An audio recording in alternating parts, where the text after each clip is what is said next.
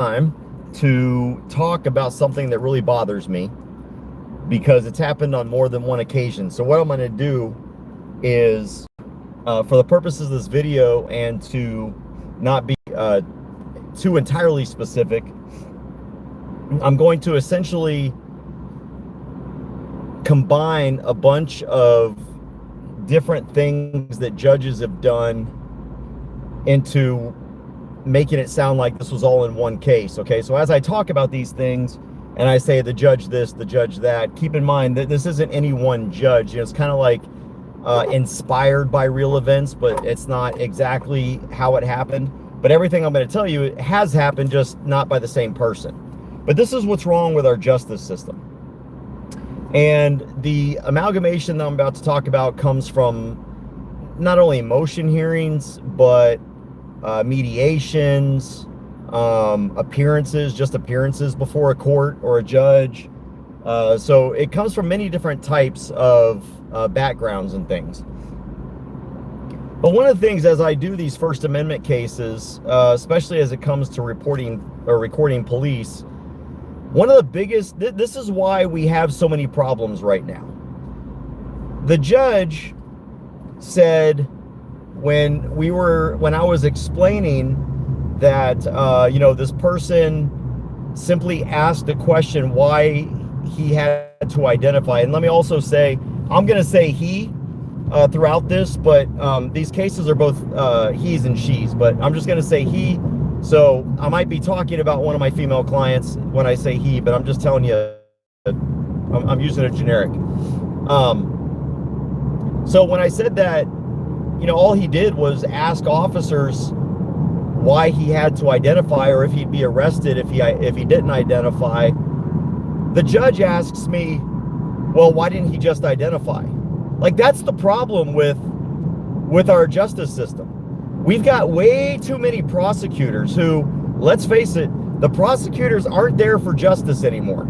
The prosecutors are there to do whatever the cops bring to them and prosecute anything a police officer alleges, okay? They're there to protect the police. And there's a reason for that.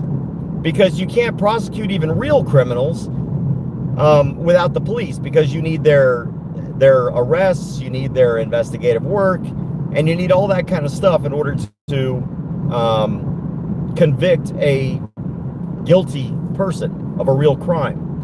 But the problem is that prosecutors are so afraid that police won't work with them on the cases that matter that they suck up to them on the cases that don't matter, on the cases that should be tossed out, on the cases where the cop was wrong. And then you've also got these judges who will ask stupid, dumbass questions like, well, why didn't he just identify? Well, Your Honor, he doesn't have to identify. He's not required to identify unless he's lawfully arrested.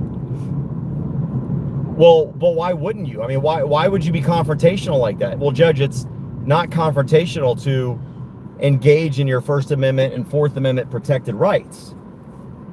And, but the fact that you've got a judge that's even asking these questions, the question should have been, all right, officer, why did you feel that he had to identify? What crime did you suspect him of committing when you demanded to see his identification? That's the problem we have.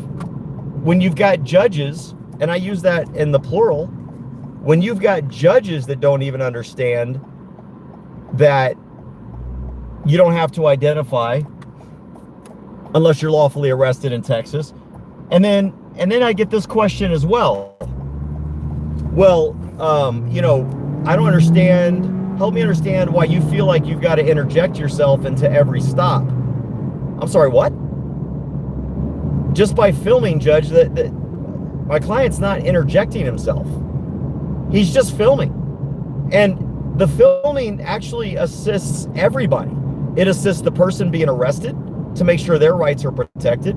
It assists the officer, because what if that person who's being arrested makes false allegations and the police body-worn camera and dash camera don't pick up what the person is alleging, but you've got that third-party video out there. It protects the cops, the good cops, as much as it protects the good people, the good citizens.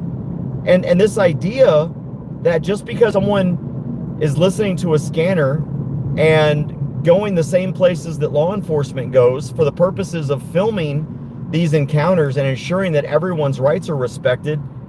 Judge, why are you even insinuating? Why are you presenting an opinion that this is interference? That's what this case is about interference. And you have now just expressed your opinion on the case.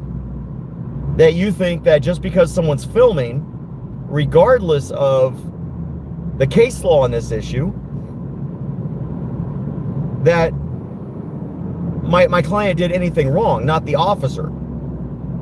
And these are, it drives me nuts. It drives me absolutely nuts. Another case where, we're suing an entity and they file their answer to our lawsuit. And I kid you not, the answer to the lawsuit is that any damages caused by the plaintiff were of his own making. And in other words, had the plaintiff not exercised his rights, we would not have had to violate them. Literally, that's what attorneys for cops are saying, is that, it's your fault. You exercised your rights, knowing damn well he told you to abolish them and to surrender them, and knowing that he was going to violate them. You should have just let it happen. But no, you didn't do as you were told. You didn't surrender your rights. And because you didn't surrender your rights, you're the reason that your rights were violated. I mean, this is the shit I see in court.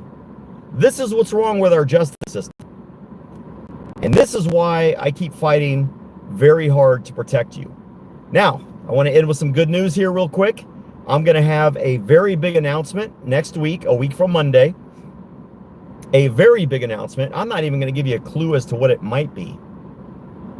But let's just say even more cops are about to go down. More bad cops are about to go down. So that's the only clue I'm going to give you. But stay tuned to this channel. Make sure you like and subscribe, because a week from Monday, I've got a big announcement.